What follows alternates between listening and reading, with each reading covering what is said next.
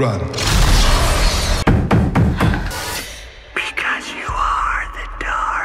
2024 সালে হরর প্রেমীদের জন্য এসেছে একের পর এক ভয়ঙ্কর সব সিনেমা।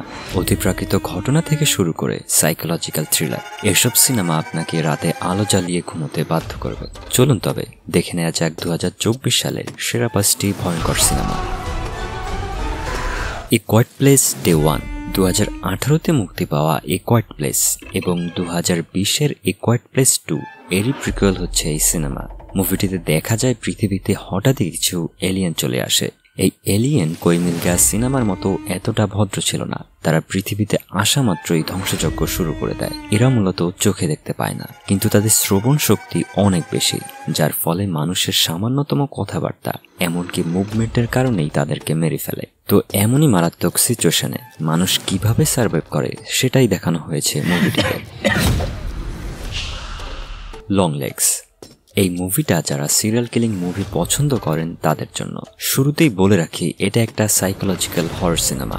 এখানে আপনি তথাকথিত কোনো ভূতের সিন দেখতে পাবেন না, তবে মুভিটা শেষ করতে করতে আপনার মনের মধ্যে ঠিকই ভয়ের অবস্থার সৃষ্টি হবে। মুভিটির কাহিনী একজন FBI এজেন্ট লি হার্কারকে কেন্দ্র করে সামনে আগাতে থাকে। তো একদিন তার কাছে একটা সিরিয়াল কিলিং কেস আসে, যেটা সলভ করতে চেয়ে তার মাথা খারাপ হওয়ার মতো অবস্থা হয়ে যায়। তার সামনে একের পর এক ক্লু আসতে থাকে, আর এসব ক্লু সলভ করতে চেয়ে তার পাগল প্রায় অবস্থা হয়ে যায়। কেননা কিলারকে অবশ্যই তার নেক্সট মার্ডারের আগে থামাতে হবে।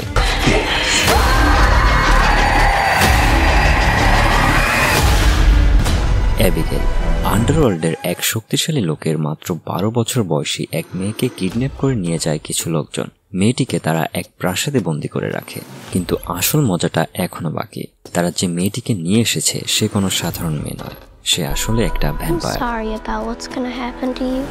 এখানে এই বাচ্চা মেয়েটি কি বিপদে পড়েছে নাকি উল্টো কিডন্যাপাররাই বিপদে পড়েছে, সেটা তো মুভিটি দেখতে বসলেই আপনি বুঝতে পারবেন।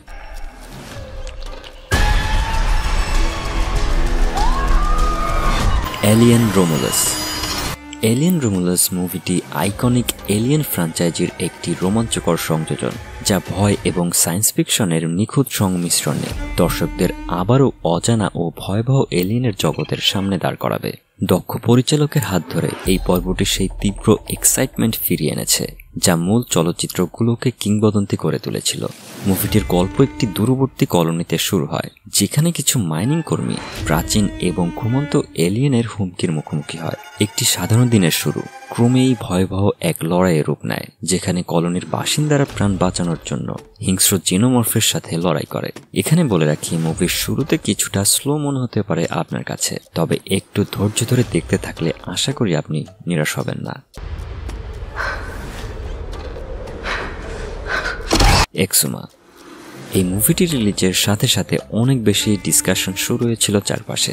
অনেকদিন ধরেই একটা সুন্দর থ্রিলার মুভির খোঁজে ছিলাম। অবশেষে এক্সুমা সেই আশা পূরণ করেছিল আমার।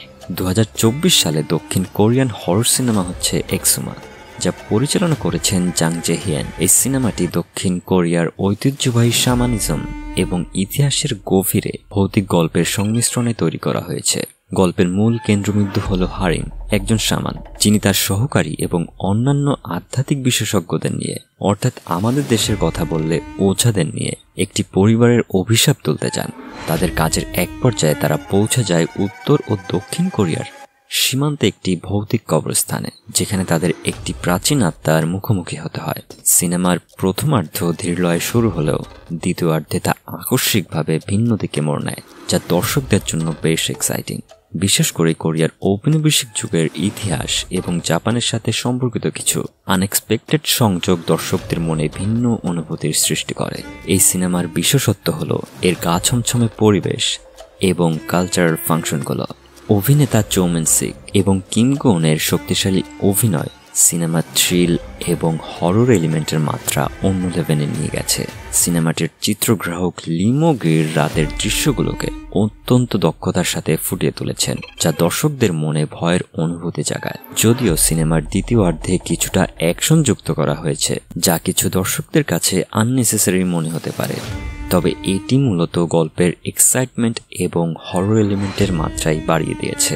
ওভারঅল এক্সুমা কোরিয়ান হরর ঘরানার একটি উল্লেখযোগ্য সংযোজন, যা ইতিহাস, ফোকলোর এবং আধ্যাত্মিক ভৌতিক গল্পকে অনন্যভাবে মিশিয়ে তৈরি করা হয়েছে।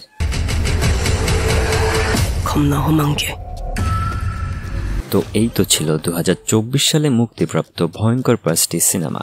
আপনি যদি আমাদের চ্যানেলে নতুন হয়ে থাকেন তাহলে আপনাকে স্বাগত। চ্যানেলটি সাবস্ক্রাইব করে রাখতে ভুলবেন না।